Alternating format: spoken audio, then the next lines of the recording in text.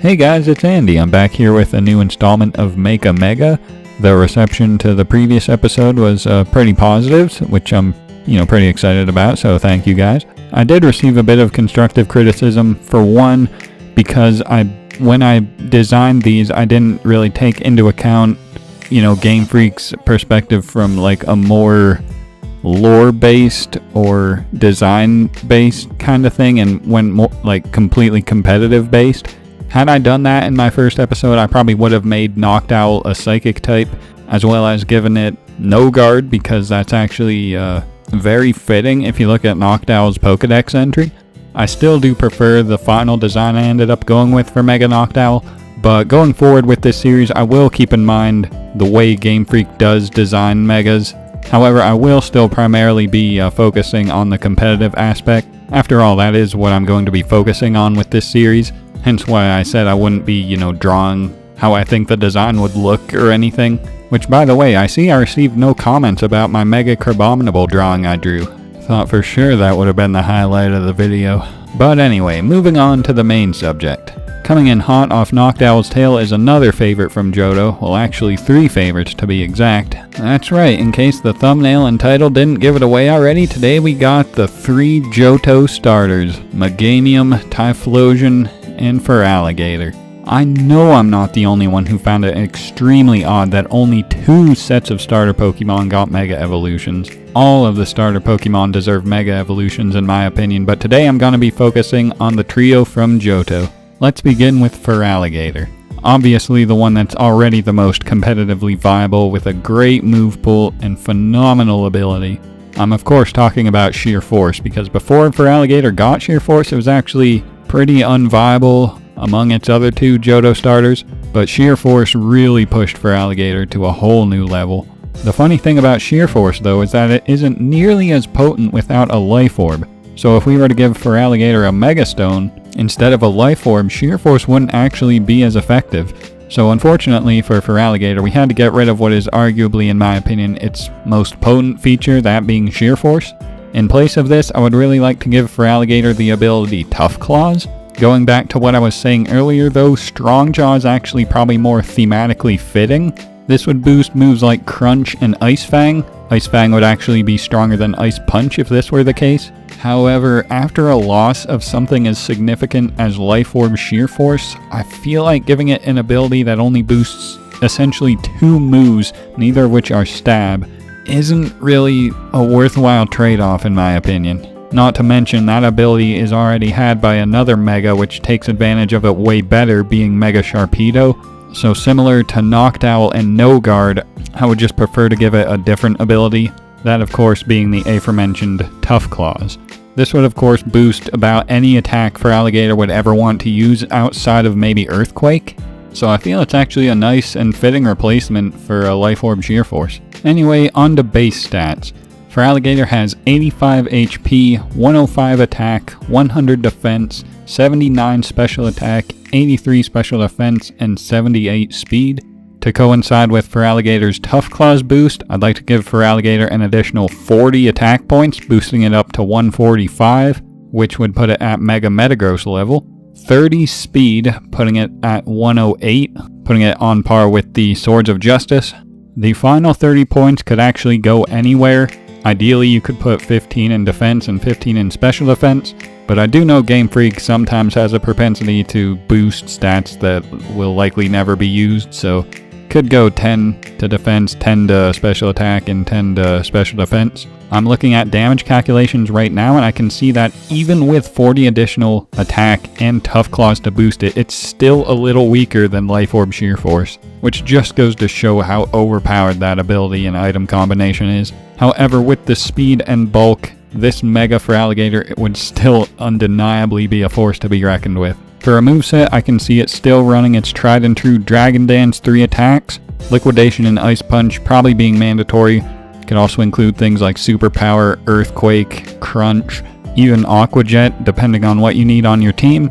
Not to mention, since it's at 108 speed, it can actually take advantage of Swords Dance much more effectively now. Needless to say, with Feraligatr's great stats, great ability, and great move pool, a Mega like this would go on to make Feraligatr still as great as it already is. So, I believe that's all for Mega Feraligatr. Now let's move on to Typhlosion. This one was admittingly the hardest of the Johto trio for me to make, because while it isn't really bad, I wouldn't really consider it good. I don't think it excels in anything in particular. It obviously wants to be a special attacker, not to mention it has access to one of the greatest moves in the game in Eruption. So I tried to incorporate that into this final build.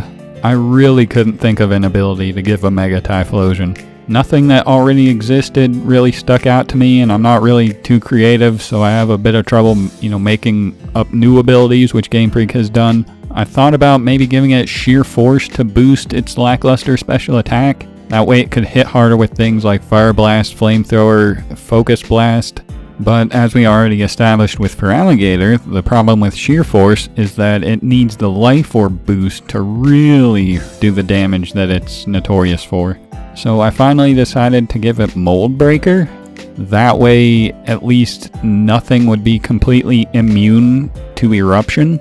If your opponent wants to switch in a fire type like Chandelure or Heatran on your Eruption, for example, yeah, they'll still resist it, but because Typhlosion is actually incredibly strong and Eruption is incredibly strong, even these Pokemon are going to get 2-hit KO'd, so I shouldn't say Typhlosion is incredibly strong. In fact, I forgot to list its stats. So to begin with, Typhlosion's got 78 HP, 84 attack, 78 defense, 109 special attack, 85 special defense, and 100 speed, aka the exact same as Charizard. Now onto the stat buffs. I would immediately give Typhlosion 35 speed, putting it at 135, putting it on par with Mega Manectric.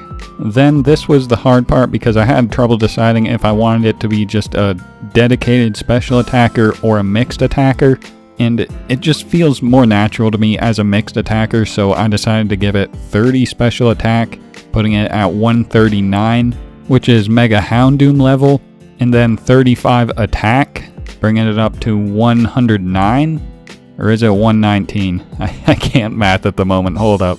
But yeah, regardless, I felt like dumping all of its 100 additional base stats into offenses, just because I like it as a mixed attacker better than a dedicated special attacker.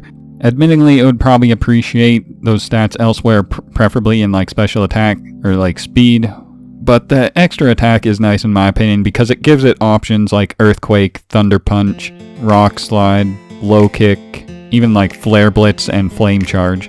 So yeah, that's what I'm going with for Mega Typhlosion. I think for a moveset, this thing would almost always be running Eruption. Aside from that, you got plenty of options to work with from both sides of the spectrum offensively. I think another fire move would be nice, that way if you get weakened, your Eruption will be doing less damage, so a more consistent move could be nice like Fire Blast or Flamethrower. I also think Earthquake is a solid option all around, especially considering that Mega Typhlosion would have Mold Breaker, so it could hit things like Rotom.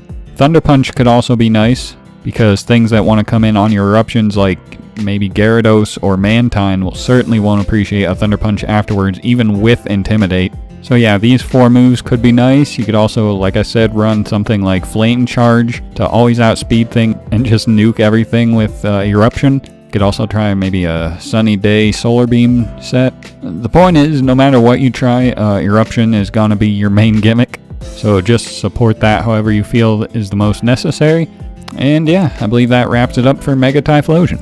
And last but not least, we get to the one that desperately needs a Mega Evolution the most, that being none other than Mega Meganium, aka Meganium, aka notorious for being bad. This thing actually had so much room for improvement, I didn't know where to go. But I think the build I came up with is actually pretty fitting for Meganium here. So let's begin by looking at base form Meganium stats. We can see it has 80 HP, 82 attack, 100 defense, 83 special attack, 100 special defense, and 80 speed. 80, 80, 100, 80, 100, 80, basically. I think a generous way to describe this would be well-rounded. I think an accurate way to describe this would be mediocre at everything, good at nothing. Combine this with equally mediocre abilities in Overgrow and Leaf Guard. as well as a pretty mediocre move pool. And yeah, Meganium is in desperate need of a Mega. So because Meganium is so well-rounded, I didn't actually know like what stats to give it. So I tried coming up with the ability first, but again, because it's so well-rounded and not really good at anything, I couldn't even come up with an ability that I felt worked for it. So I went ahead and did something a little unexpected for me, since I just got done saying I was pretty uncreative. But I made a new ability for Meganium here. I decided to call this ability Pure Leaf. Speaking of Pure Leaf, I believe now is a good time to give a special shout out to our sponsors, Pure Leaf Tea, a company providing delectable beverages, both brewable and pre-bottled, a particular favorite of mine being the lemon-flavored variant, but there are plenty of other delectable flavors to choose from. So with summer on the way, be sure to pick up a Pure Leaf tea today. As for what Pure Leaf does, it boosts the power of grass type attacks by, I hadn't decided this, maybe like 20%, as well as giving all grass type attacks perfect accuracy. That are done by you, so like opponents don't benefit from this. Or like your partner in doubles, for example. This is, Meganium exclusive. This means that Meganium could take advantage of its lackluster move pool by monopolizing on grass type attacks instead of, kind of being hindered by that move pool. Not only this, but you wouldn't have to worry about missing Leech Seeds anymore, or Leaf Storm, or like Frenzy Plant even. Now, this might seem a little underwhelming, even on something like Meganium. However, there's something here that can easily be exploited, and that is the move Grass Whistle, a 55% accurate move that jumps up to perfect accuracy, putting it on par with Spore. The only difference being that Spore is a powder move and cannot be used on grass types or mons with Overcoat. Grass Whistle, however, hits absolutely everything. This is really big for Meganium, and it's actually pretty fitting in my opinion, because it does something for Meganium without relying on crazy stat buffs, because it'll still maintain its well-roundedness. It's just relying on other exploits to do well. So as far as the stat buffs it would get, I would give Meganium 30 attack, 10 defense, 30 special attack, 10 special defense, and 20 speed. I thought about just giving it 20s all across the board, but figured I would better distribute it, make it like truly well-rounded. And so because of its well-roundedness, it could, run pretty much anything pretty reliably.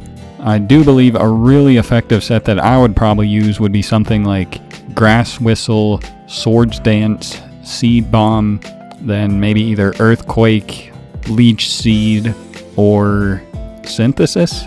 Earthquake wouldn't be as necessary to hit steel types, since you would have Pure Leaf boosting your grass attacks. So I would probably opt for Leech Seed. Of course, if you don't want to be walled by like Sap Sipper mons, you could run something like HP Ice, maybe Toxic. But I think with this ability and these stats, the main gimmick you're going to be running is Grass Whistle. So as long as you build around it with this in mind, I feel like Meganium can be pretty effective. And with that, I've covered all 3 Johto starters and how I would make Megas out of them. Be sure to let me know in the comments how you feel about these. If you agree, if you disagree, let me know what you would do. Perhaps you would like to add some types to these. However, it was a conscious decision on my part not to edit the Gen 2 starter types, just, as a way to keep the tradition. But yeah, like I said, guys, let me know how you feel about this. Let me know how you're liking the series in general. If you're enjoying it and haven't subscribed already, be sure to do that so you can check out every time I upload one of these. And yeah, I believe that's all for today, so thank you guys for watching, and have a good day, guys.